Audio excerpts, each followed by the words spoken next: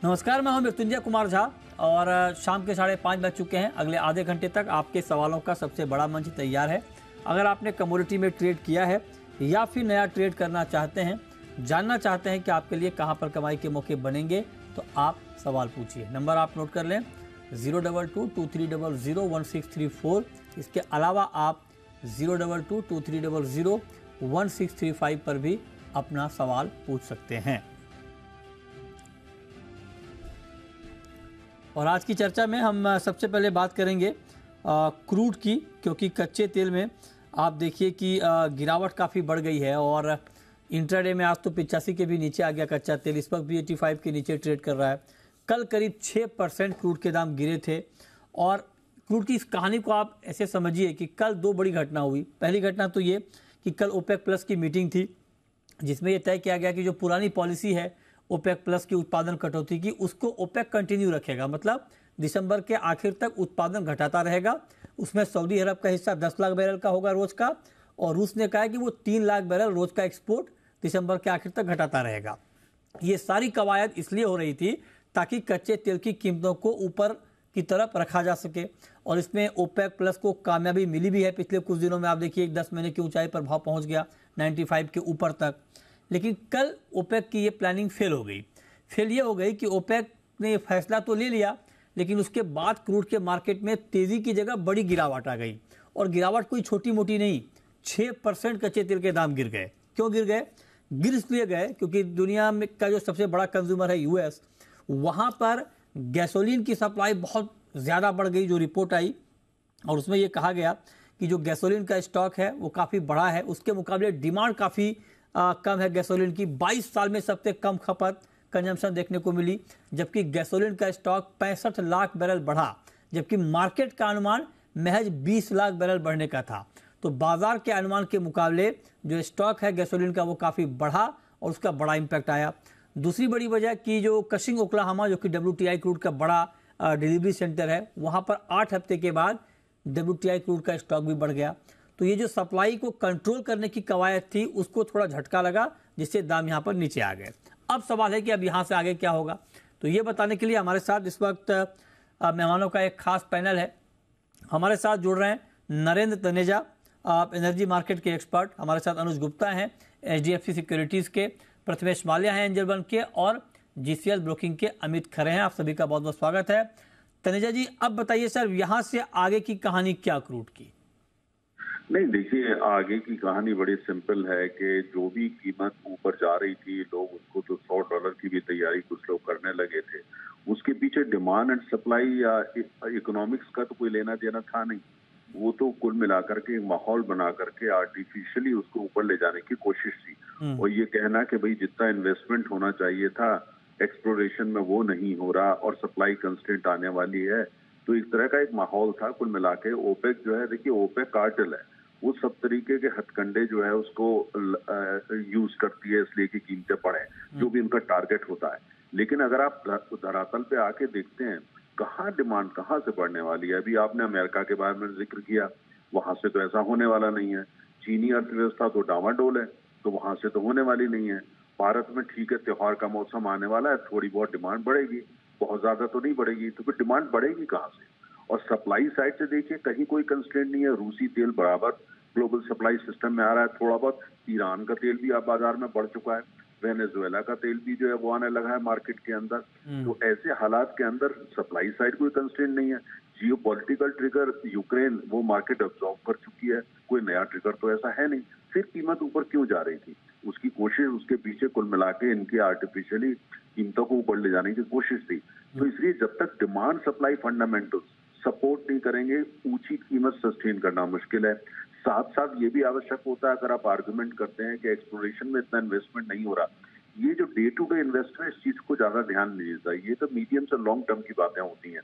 उसको भी उन्होंने नहीं खरीदा। हमारे तेल मंत्री ने आबू धाबी में, पुरी साहब ने बिल्कुल क्लियर कहा, उन्होंने कहा अगर आप $100 कीमत ले जाते हैं तो रिन्यूएबल को इंसेंटिवाइज कर रहे हैं और आप क्या कर रहे हैं। और यही बात तमाम लोगों ने कही है। तो और देखिए इस सब पर्दे के पीछे भारत ने दबाव डाला है ओपेक के ऊपर, खासतौर से सऊदी अरब पे, कि $100 की बात आप लोग ना करें। उससे भारत की अर्थव्यवस्था, दुनिया की अर्थव्यवस्था को नुकसान होगा और अंततः आपको नुकसान होगा। अमेरिका ने, जो कि इस समय जो है सऊदी अरब और इजराइल के बीच में जो पीस बनाने का काम कर रहा है, उसने भी दबाव डाला है। सुनाई में आया है जापान ने भी दबाव डाला है। तो जब सबका दबाव पड़ा है तो उनको समझ में आया है कि इसको इस बात सस्ती 100 का डॉलर का टारगेट वो मुमकिन नहीं है। अब जो कीमत जहां पे आपको दिख रही है ये ऐसे ही चलेगी, और मेरा अपना मानना है कि 80 से लेकर के 80, 82, 85, 86 अगर इस रेंज में रहती है जिसकी उम्मीद है तो ठीक है, उसमें ग्लोबल इकोनॉमी अब्जॉर्ब कर सकती है, इंडियन इकोनॉमी भी बहुत ज्यादा शिकायत नहीं करेगी और अमेरिका भी बहुत ज्यादा शिकायत नहीं करेगा। इससे ऊपर कहीं भी जाता है तो पॉलिटिकल प्रेशर होगा, डिप्लोमेटिक प्रेशर होगा, और जिसको जो बयान देने वैसे भी देगा, जैसे भारत ने भी दिया और अमेरिका ने भी दिया। लेकिन सर क्या इस प्रेशर के आगे सऊदी अरब, रूस जैसे देश झुकेंगे? बहुत अच्छा आपने सवाल किया। देखिए, ऐसा लगता है कि नहीं झुकेंगे, लेकिन मुझे नहीं लगता कि इस समय जो अगर जो 3 सबसे बड़े उपभोक्ता हैं तेल के, वो नंबर 1 अमेरिका, नंबर 2 चीन, नंबर 3 भारत, अगर ये अगर दबाव डालते हैं तो जो बड़े उत्पादक है उनको सुनना पड़ता है। अच्छा। और ये सुना है उन्होंने। अच्छा। तो अब हाँ, ये नहीं है कि ठीक है पब्लिकली उसको एडमिट नहीं किया जाता, लेकिन इतना जरूर कहा जाता है कि भाई ठीक है, हम सिर्फ दूसरे तरीके अख्तियार करेंगे। आपको याद होगा कुछ महीने पहले भारत, चीन, जापान, कोरिया, अमेरिका, यूरोप, इन सारे लोगों ने मिल करके अपने जो स्ट्रेटेजिक रिजर्व थे उनसे तेल बाजार में ओवर सप्लाई कर दी थी। 10 दिन के अंदर जो है ओपेक को समझ में आ गया था कि ऐसा नहीं होना चाहिए। तो एक टेम्पलेट तैयार है जिसको भारत भी यूज कर सकता है, अमेरिका भी यूज कर सकता है, चीन, और ये सब मिलकर यूज कर सकते हैं अगर ओपेक जो है एक हद से ज्यादा कीमत लेके जाएगा। इसलिए मुझे बहुत लंबा प्रोजेक्शन तो करना मुश्किल होता है, लेकिन आने वाले 2 महीने में मुझे लगता है कि 80, 82, 83 इसके आसपास ही तेल घूमेगा। ओके, ठीक है। तो सर आप कह रहे हैं कि आने वाले 2 महीने में 80, 82 के आसपास ही क्रूड घूमेगा। एक आखिरी सवाल तनेजा जी आपसे मेरा ये होगा कि एक थ्योरी ये दी जाती है कि बेशक डिमांड थोड़ी कम हो या कुछ और देशों से सप्लाई बहाल हो रही हो, लेकिन चूंकि ओपेक और जो नॉन ओपेक के देश हैं ये बहुत बड़े सप्लायर हैं, इनका बड़ा कंट्रीब्यूशन है ग्लोबल मार्केट में, तो इनकी तरफ से अगर सप्लाई कट हो रही है तो इसकी भरपाई कहीं और से होना बहुत मुश्किल हो जाएगी, पूरी भरपाई नहीं हो पाएगी। तो इस पर आप क्या कहेंगे? नहीं, देखिए, पहली बात तो यह है कि जो मेजोरिटी ऑफ ऑयल तो नॉन ओपेक देशों से ही होता है। दुनिया का सबसे बड़ा उत्पादक तो अमेरिका है ना। लगभग 60% जो कच्चा तेल है उसका उत्पादन तो नॉन ओपेक देश करते हैं ना। और दूसरी बात यह है कि हमें ये नहीं भूलना चाहिए, चाहे वो रूस हो या सऊदी अरब हो, उनको जो कैश फ्लो जो उनका वीकली होता है, जो टारगेट होता है, वो भी उनको चाहिए। अच्छा, दूसरी बात यह है कि अगर आप प्रोडक्शन कट करते हैं और नॉन ओपेक कंट्रीज जो है वो इंसेंटिवाइज करते हैं ऑयल को, तो इनका सऊदी अरब का मार्केट शेयर कम होगा, रूस का मार्केट शेयर कम होगा। सऊदी अरब मार्केट शेयर भी नहीं कम करना चाहता और कीमत भी ऊपर करना चाहता है, दोनों चीजें एक साथ चाहता है। ये इतना आसान नहीं होता। दूसरी बात यह कि सऊदी अरब को अभी भारत की भी जरूरत है, अमेरिका की भी जरूरत है, चीन की भी जरूरत है और रूस की भी जरूरत है।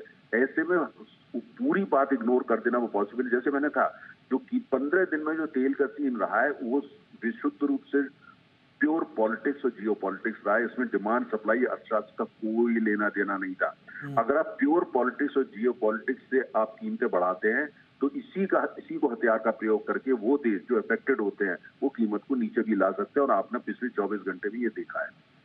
ओके, बहुत डिटेल एनालिसिस आपने देखा क्रूड में कि तनेजा जी ने, और तनेजा जी आपको सर इस बात को लेके बधाई कि मुझे याद है कि जब 95 के ऊपर क्रूड गया था तब हमारी आपसे बात हुई थी और आपने कहा था कि ये प्राइस फेयर प्राइस नहीं है, ये प्राइस टिकेगा नहीं, और एग्जैक्टली वही हुआ। और आप देखिए कि 85 के भी नीचे ब्रेंट आ गया, मतलब आप देखिए कहाँ 95 के ऊपर गया था कुछ दिन पहले ही और अब 85 के नीचे है, मतलब $10 की गिरावट कुछ ही दिनों में आ गई है। तो ये फंडामेंटल की ताकत है कि एक्चुअल फंडामेंटल किस तरह से मार्केट को ड्राइव करता है। तो बहुत शुक्रिया सर हमारे साथ जुड़ने के लिए और डिटेल में क्रूड के ऊपर बात करने के लिए। चलिए आगे बढ़ते हैं। अब आपको बताते हैं कि आगे आपको क्या करना है, आज क्रूड में आपको क्या करना है। तो आप जरा बताएं माल्या जी, आज के लिए कच्चा तेल कैसा लग रहा है आपको? काफी वोलेटिलिटी है, नीचे गिरा आ रहा है, बेटर अवॉइड करेंगे, बट फिर भी अगर यहाँ पे रिस्क लेना है काफी अच्छी बॉटम फिशिंग मिल सकती है। पॉसिबली 6840 के आसपास रिस्क रिवॉर्ड फेवरेबल रहेगा। 6760 का स्टॉप लॉस रहेगा, ऊपर में टारगेट 7000 के लिए रहेंगे, बट आप एक कैरी फॉरवर्ड ना करें, वो बेटर स्ट्रेटजी होगा। ओके, ठीक है। अनुज जी आप बताइए सर, गोल्ड में भी काफी गिरावट आ चुकी है, क्या मार्केट अब बाइंग के लेवल पे आया है या थोड़ा और इंतजार? नहीं, देखिए डेफिनेटली मार्केट जो है एक रेंज में ट्रेड करता हुआ दिखा है, थोड़ा करेक्शन इसमें देखा गया है। बट कहीं ना कहीं अगर हम देखें तो मार्केट एक ओवरसोल्ड जोन में है, जहां पर मुझे लगता है कि गोल्ड सिल्वर में एक बाउंस बैक आ सकता है, जो कि प्योरली इंट्राडे पर्सपेक्टिव से रहेगा। $1820 काफी स्ट्रॉन्ग सपोर्ट गोल्ड ले रहा है। हमें लगता है कि करीबन 56,700 के आसपास कहीं गोल्ड मिलता है तो खरीदारी का ट्रेड बना सकते हैं। 56,600 का स्टॉप लॉस लगा है, टारगेट ऊपर में करीबन 56,950 तक आ सकता है। तो गोल्ड मुझे लगता है कि शॉर्ट टर्म के लिए इंट्राडे पर्सपेक्टिव से खरीदारी करें, ऊपर में $1830 तक के लेवल देखने को मिल सकते हैं। तो अगर हम एक ब्रॉडली देखें तो मुझे लगता है कि 1800 से लेकर 1850 की एक रेंज मेंटेन रहेगी। इस रेंज में हमें लगता है कि आने वाले दिनों में गोल्ड ट्रेड ले सकता है। ओके, तो ये रहा आपकी हो गई गोल्ड पे। सिल्वर पर खरे जी आपका क्या क्या व्यू, चांदी में क्या करना चाहिए? जी मिथुन जी, जैसा कि अभी हम देख पा रहे हैं, चांदी कहीं ना कहीं एक बेस बनाने की कोशिश अभी 1 से 2 ट्रेडिंग सेशन में कर रही है। काफी गिरावट के बाद काफी मार्केट ओवरसोल्ड ऑलरेडी हो चुका है। तो मेरे को लगता है 67,000 के आसपास एक अच्छा बाउंस प्राइसेस में देखने को मिला। अगर कुछ time short term time frame की मैं बात करूं तो मेरे को लगता है 71,000 के आसपास तक के भाव जो है शॉर्ट टर्म में सिल्वर में दिखाई दे सकते हैं। वहीं पे स्टॉप लॉस की अगर मैं बात करूं तो 66,000 के नीचे का स्टॉप लॉस लगाकर इसमें बाय का ट्रेड लिया जा सकता है। ओके, ठीक है, तो ये रहा आपकी हो गई चांदी के ऊपर। मेटल पर कोई व्यू आपका आज के लिए? माल्या जी, स्पेशली कॉपर पर अगर मैं आपसे पूछूं कि क्या कॉपर इस लेवल पर खरीदने लायक है, तो आप क्या कहेंगे? आई थिंक काफी अच्छा करेक्शन आ चुका है इस काउंटर में और पॉसिबल बाइंग जोन्स यहाँ पे दिख रहे हैं। 697 696 के आसपास बाई करना चाहिए, 694 का स्टॉप रखना चाहिए, टारगेट ऊपर में 703 706। ओके, जिंक पर आपका व्यू अनुज जी? देखिए जिंक में हमने एक मोमेंटम आते हुए देखा है। जिंक कहीं ना कहीं एक रेंज में ट्रेड ले रहा है। मुझे लगता है कि जिंक के अंदर आपको एक रेंज बाउंड मोमेंटम देखने को मिलेगा। अगर हम प्राइस वाइज देखें तो हमने देखा है कि 2 से 3 रुपए के बीच कंटिन्यूस मूव करता हुआ दिख रहा है। तो अगर हम एक रेंज को पकड़े तो मुझे लगता है कि नीचे में करीबन 220 और ऊपर में करीबन 226 के बीच मूव कर सकता है। तो अगर ये प्राइस इसका 220 के आसपास आता है तो वहां पे खरीदारी करना चाहिए। 218 का स्टॉप लॉस रखा है, टारगेट ऊपर में करीबन 226 तक आ सकता है। तो बेस मेटल मुझे लगता है कि ये भी इन लेवल पे थोड़ा बॉटम आउट हो सकते हैं। एक ओके शॉर्ट कवरिंग एक्सपेक्ट कर रहा हूं इंट्राडे के लिए, तो बाय ऑन डिप्स की स्ट्रेटेजी जिंक में यूज कर सकते हैं। ठीक है, अब हम शुरू करते हैं सवाल जवाब, और पहला सवाल है सचिन का। पूछिए सचिन जी। नमस्ते सर जी। नमस्ते, पूछिए। मैं सचिन राठौड़ बात कर रहा हूँ मुंबई से। पूछिए। सर मैं फर्स्ट टाइम में शुरुआत कर रहा हूँ, तो मैं कौन सी इसमें लेना चाहिए सर? मुझे उसके बारे में कुछ पता नहीं है, ताकि फ्यूचर में वो आप बताइए। अच्छा, आप कमोडिटी में फर्स्ट टाइम आ रहे हैं ट्रेड के लिए? हाँ सर। अच्छा, तो कैसे कमोडिटी में, मतलब कैसे आना हुआ आपको, मतलब कहाँ सुना आपने, कैसे आपने मन बनाया? मैं सर जी बिजनेस, आपका जी बिजनेस जो है जस्ट ऐसे 8 दिन से देख रहा हूँ। अच्छा, हाँ, वो देख के किया था सर। चलिए, बहुत बढ़िया, शुक्रिया आपका कि आप जी बिजनेस देखकर आपने मन बनाया कमोडिटी में आपको उतरना है। अब देखिए माल्या जी, ये आपकी जिम्मेदारी बनती है कि आप इनको ठीक से गाइड करें कि फर्स्ट टाइमर हैं, कमोडिटी में आ रहे हैं, कैसे इनको कहाँ से शुरुआत करनी चाहिए, जो बेसिक तरीके से बताइए सर। कमोडिटीज में वैसे तो ये काफी बड़ा मार्केट है, हर एक काउंटर अपने आप में एक बड़ी इंडस्ट्री है। तो इनको अगर स्टार्टिंग में कोई कमोडिटी चूज करनी है तो वो आप यहाँ पे आप नेचुरल गैस और क्रूड चूज कर सकते हैं, बिकॉज वॉलेटिलिटी ट्रेडर के लिए काफी अच्छी ट्रेडिंग अपॉर्चुनिटीज देता है। बट इस काउंटर में आपको रिस्क ज्यादा होता है, ये मान के चलिए। बट क्रूड और नेचुरल गैस समझना आसान है, ग्लोबल इकोनॉमीज के साथ में चलता है। तो अगर आप कमोडिटी में स्टार्ट कर रहे हैं तो क्रूड और नेचुरल गैस, ये तो कमोडिटी से स्टार्ट आप करें, क्रूड और नेचुरल गैस से आप शुरुआत करें। कैसे शुरुआत कर सकते हैं खरे जी, आप जरा समझाइए। फर्स्ट टाइमर हैं, क्या तरीका है डीमेट अकाउंट खुलवाने से लेकर ट्रेड करने तक का, ये जरा बताइए इनको। आई थिंक आपको सबसे पहले तो इनको अपना ट्रेडिंग अकाउंट किसी भी ब्रोकिंग हाउस में खुलाना पड़ेगा। वहां पे केवाईसी करके ये अपना अकाउंट ओपन करा सकते हैं। फिर वहां पे ये मार्जिन अमाउंट डाल के जो है ट्रेडिंग स्टार्ट कर सकते हैं। मेरी सलाह इनकी रहेगी, जैसे क्रूड ऑयल जो है अभी सर ने बताया, तो मिनी क्रूड ऑयल से ये स्टार्ट करें, क्योंकि मिनी में जो है रिस्क जो है काफी कम रहता है। तो मिनी लॉट्स के साथ ही ये ट्रेडिंग स्टार्ट करें विद प्रॉपर स्टॉप लॉस। 1% से ज्यादा का स्टॉप लॉस ये अभी किसी भी आइटम में लेके ना चलें, और स्टार्टिंग जो है सिर्फ मिनी और मिनी लॉट से करें। स्टॉप लॉस जरा समझा दीजिए इनको। ट्रेडिंग अकाउंट तो खुलवा लेंगे, क्योंकि अब पहली बार आए हैं तो बहुत सारे लोग तो स्टॉप लॉस जानते नहीं क्या होता है। तो जरा बताइए खरे जी, स्टॉप लॉस का मतलब क्या है, इनको समझाइए। स्टॉप लॉस का जैसा कि नाम से समझ में आ रहा है, स्टॉप लॉस मतलब लॉस को स्टॉप करना। सपोज क्रूड ऑयल का एग्जांपल मैं ले लेता हूँ। प्राइस लगभग अभी 7,000 के आसपास चल रहे हैं, और अभी ट्रेंड जैसा कि अभी देख पा रहे हैं अपन कि अपने को लग रहा है कि ये नीचे डाउन साइड में जा सकता है। तो 7,000 के आसपास हम यहाँ पे बिकवाली का ट्रेड लेके चलेंगे। स्टॉप लॉस हम लेके चलेंगे ऊपर की तरफ का, क्योंकि हमने बिकवाली करी है और प्राइस नीचे आएंगे तो हमें उसमें फायदा होगा। लेकिन प्राइसेस अगर अगेंस्ट हमारे व्यू के जाते हैं, ऊपर की साइड जाते हैं, तो हमें नुकसान होने के चांसेस रहेंगे। तो वहां पे स्टॉप लॉस मैंने लगाया सपोज 7,070 रुपए का। 7,070 रुपए का स्टॉप लॉस लगाएंगे। प्राइसेस अगर नीचे आए तो हमारा प्रॉफिट होगा, लेकिन प्राइसेस अगर 7,070 के ऊपर निकलते हैं या 7,070 हिट करते हैं तो हमारा लॉस वहां पे स्टॉप हो जाएगा। मतलब प्राइस वहां से भले 7100 चले जाएं या 7200 चले जाएं, प्राइस जो है हमारा 7,070 पे फिनिश हो जाएगा। उससे ज्यादा ठीक है। लॉस होने के चांसेस जो है हमें नहीं बने। ओके, ठीक है। नेक्स्ट कॉलर गुरमुख है हमारे साथ, एमपी से, मध्य प्रदेश से। पूछिए। हेलो जी पूछें। जी सर, सरसों का भविष्य बताएं सर। सरसों का भविष्य बताइए अनुज जी, क्या भविष्य है सरसों का? देखिए, सरसों के अंदर आप देखेंगे तो इस बार जैसे मॉनसून देखा गया है तो सोइंग एक्टिविटी बढ़ सकती है, और हमें लगता है कि आगे चलकर जो भी क्रॉप्स हैं उनकी सोइंग अच्छी रहेगी, तो आगे क्रॉप भी अच्छी हो सकती है। इस बार भी हमने देखा था बम्पर क्रॉप थी सरसों के अंदर, तो एक्सपेक्ट है कि आगे भी बम्पर क्रॉप अच्छी हो सकती है। इवन अगर हम सभी एडिबल ऑयल्स की बात करें तो वहां पर हमने काफी अच्छी क्रॉप सोयाबीन सरसों में देखी है, तो आगे भी हमें लगता है कि ऐसी क्रॉप रहेगी। तो फिलहाल कोई ज्यादा तेजी हमें नहीं लगती है एडिबल ऑयल्स में, तिलहन के अंदर में। तो आगे लगता है मुझे कि भावों में आगे आपको नरमी देखने को मिलेगी। हालांकि फेस्टिवल सीजन चल रहा है तो उसके चलते जो भी थोड़ा बहुत बाउंस बैक आ सकता है, तो अगर प्राइस बाउंस बैक लें तो वहां पर आपको निकलना चाहिए। ठीक है। नेक्स्ट कॉलर नाथा भाई है हमारे साथ, पूछिए। हाँ, मैंने सिल्वर का 4 लॉट लिया हुआ है 72,000 पे, तो अब क्या कर सर? 72,000 पे 4 लॉट सिल्वर आपने लिया है। बताइए खरे जी, क्या करना चाहिए इनको? दाम तो काफी नीचे आ गए। जी, प्राइसेस लगभग इनके भाव से 5,000 पॉइंट डाउन है, तो मेरे को लगता है 67, 66 के आसपास ये एक बॉटम बना सकता है। इनको मेरे को लग रहा है 1 महीने के आसपास प्राइसेस होल्ड करने पड़ सकते हैं। 65,000 एक काफी अच्छा लॉन्ग टर्म का इसका सपोर्ट है। प्राइसेस अगर थोड़ा लॉन्ग व्यू हम लेके चलें तो 65,000 के नीचे जाता हुआ दिखाई नहीं देता है। ठीक है। 67 के आसपास ये एक बार एवरेज आउट करें, मेरे को लगता है प्राइसेस जो है 71,000 के आसपास तक वापस फिर से आ सकते हैं। वहां पे ये पोजीशन अपनी एक बार निकल सकते हैं। ओके, ठीक है। तो ये राय आपकी हो गई सिल्वर के ऊपर। चलिए आगे बढ़ते हैं और नेक्स्ट कॉलर का रुख करते हैं। धीरज है हमारे साथ राजस्थान से। पूछिए धीरज जी।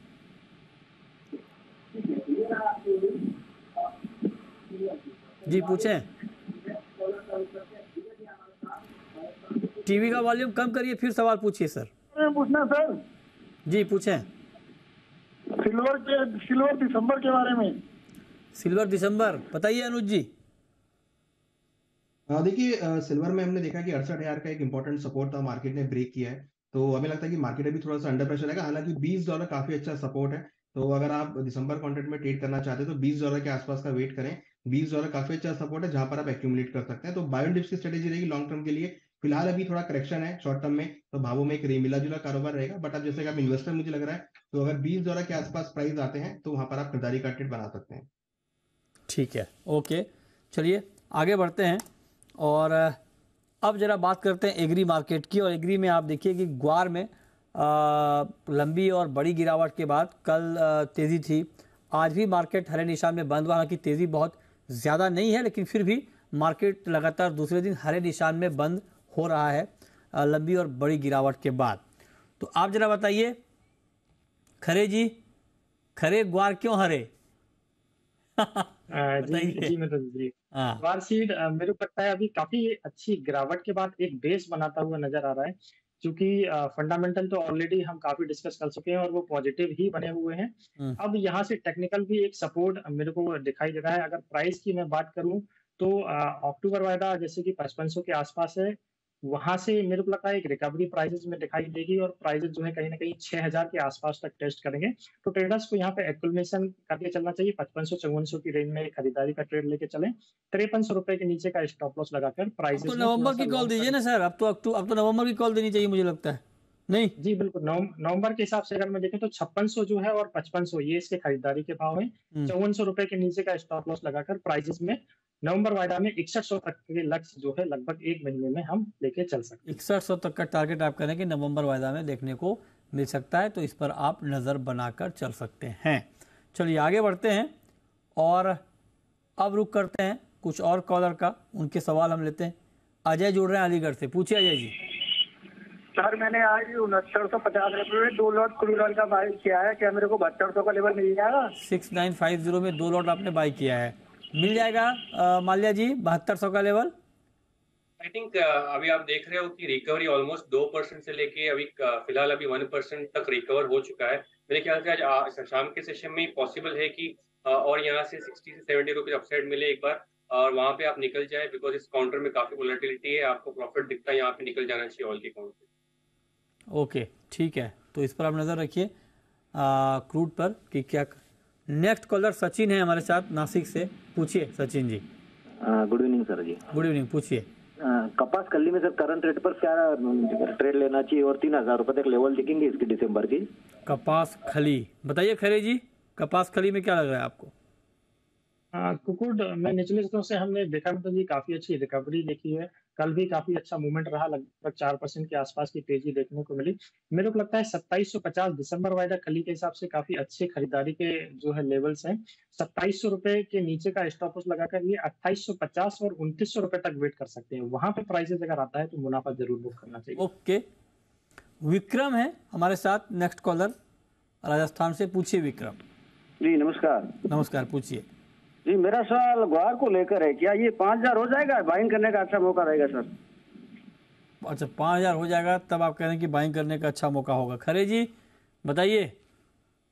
ग्वार सीट में अभी जैसा कि डिस्कस किया था, बेस बनाता हुआ लग रहा है। ऑलरेडी बॉटम मेरे को लग रहा है फॉर्मेशन चल रही है या फिर बना दिया है। प्राइजेस की अगर मैं बात करूं तो 5600 से लेके 5500 की रेंज नवंबर वायदा ग्वार सीट के काफी अच्छे भाव हैं खरीदारी के, वहां पे इनको खरीदारी का ट्रेड लेके चलना चाहिए। 5400 रुपए का स्टॉप लॉस लगाकर मेरे को लगता है प्राइजेस जो है 6100 के आसपास नवंबर वायदा कॉन्ट्रैक्ट तक देखने को मिल सकते हैं। ठीक है, ओके। तो मतलब 5000 की उम्मीद नहीं है, जो बात खरे जी आपको क्या कह रहे हैं कि यही प्राइस को आप बॉटम माने, यहाँ से आप बाइंग कर सकते हैं 6100 के टारगेट के लिए, इस पर आप नज़र रखें। आगे बढ़ते हैं। और नेचुरल गैस में अनुज जी कोई दम लग रहा है आपको आज के लिए एनजी में? और देखिए नेचुरल गैस में हमने पिछले दिनों में काफी अच्छी मोमेंटम देखी है और देखिए तो करीबन 240 के ऊपर सस्टेन करते हुए दिखाई दिए हैं प्राइस। मुझे लगता है कि थोड़ा सा मार्केट ओवरबॉट में है, यहाँ पर थोड़ी बहुत करेक्शन आपको देखने को मिल सकती है। तो अगर हम ट्रेडिंग स्ट्रेटेजी वाइज बात करें तो मुझे लगता है कि 230 से लेकर 260 के बीच प्राइस आ सकते हैं। तो 260 के आसपास के लेवल्स जाए तो वहाँ बिकवाली का ट्रेड लें, 275 का स्टॉप लॉस लगाएं, टारगेट नीचे करीबन 230 तक आ सकता है। और अगर 230 के आसपास के लेवल मिले तो वहां गेन बाय कर सकते हैं। तो एक ब्रॉड रेंज है जिसमें मुझे लगता है कि नेचुरल गैस के भाव ट्रेड हो सकते हैं। नेक्स्ट कॉलर प्रियंक हैं हमारे साथ, पूछिए प्रियंक। जी सर, मैंने 7000 की कॉल ली है क्रूड में, 6 लॉट लिया है। 7000 की कॉल किस भाव पर ली है? 210 रुपए में। 210 पर 7000 की कॉल आपने ली है। अच्छा मैं क्या करूँ सर? बताइए माल्या जी क्या करना चाहिए इनको? आई थिंक 7100 आएगा, वहां पे आप निकल जाइए, और इसमें कैरी फॉरवर्ड मत कीजिए, वो बेटर रहेगा। आपने ऑप्शंस में लिया है, हालांकि आपका प्रीमियम ही लॉस है, बट यहाँ पे शाम के सेशन में पॉसिबिलिटी है 7100 तक अगर आता है फ्यूचर्स काउंटर, तो वहां पे आप अपनी ऑप्शंस की पोजीशन एग्जिट करा लें। सूर्यकांत हैं नेक्स्ट कॉलर, पूछिए सूर्यकांत जी। हेलो, सिल्वर पर सवाल है मेरा जी। हेलो जी पूछें। हाँ, 62,000 का इंतजार कर रहा हूँ मैं। 62,000 का आप इंतजार कर रहे हैं? 62,000 का वेट कर रहा हूँ मैं। नहीं, 62,000 से आपका क्या खास प्यार है कि आप 62 का इंतजार कर रहे हैं? है खरीदना है। 62 पे ही खरीदना है, मतलब आपने ठान लिया है? हाँ। 62,100 पे नहीं? हेलो ठीक है, मतलब आपको 62,000 के भाव पर सिल्वर में बाइंग करनी है, तो क्या इंतजार करना चाहिए अनुज जी इनको 62 का? देखिए मेरे हिसाब से वेट करना चाहिए क्योंकि $20 काफी स्ट्रॉन्ग सपोर्ट है और मुझे लगता है कि थोड़ा बहुत एक प्रेशर और यहाँ पर आ सकता है। तो अगर 62,000 के आसपास ही मिलते हैं, इवन अगर 63 से 62 के बीच भी मिलते हैं तो वहां पर ही एक्यूमुलेट कर सकते हैं। ठीक है जी, चलिए शुक्रिया अनुज जी आपका, माल्या जी आपका, खरे जी आपका हमारे साथ जुड़ने के लिए और तमाम सवालों के जवाब देने के लिए।